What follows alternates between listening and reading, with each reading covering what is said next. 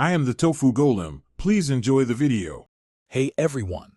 In this video I will show you how to make a delicious Dahi curry right at home. We'll start by gathering our key ingredients. You'll need about 250 grams of fresh Dahi, which is yogurt, for that creamy texture.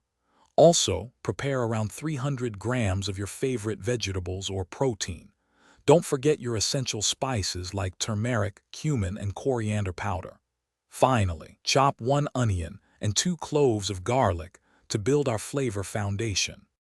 Now, let's build the incredible flavor base for our curry.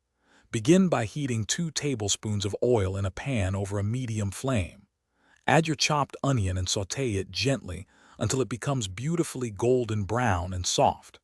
Next, stir in your garlic and ginger paste, cooking it for just about 1 minute until it releases its wonderful aroma. Finally, add your dry spices, toasting them for around 30 seconds to awaken their flavors. This next step is crucial for that signature creamy texture. First, whisk your 250 grams of Dahi until it's perfectly smooth with no lumps. Now, gradually add the smooth Dahi to your pan, stirring continuously to ensure it incorporates beautifully. Remember to keep the heat low during this process to prevent the Dahi from curdling.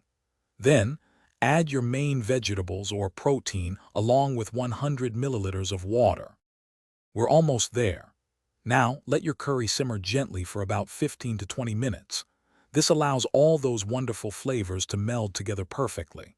Make sure to stir it occasionally to prevent anything from sticking to the bottom and to ensure even cooking. Once it's ready, garnish your delicious homemade Dahi curry with a generous sprinkle of fresh cilantro leaves for a vibrant finish. Serve it hot with some fluffy rice or warm bread, and enjoy.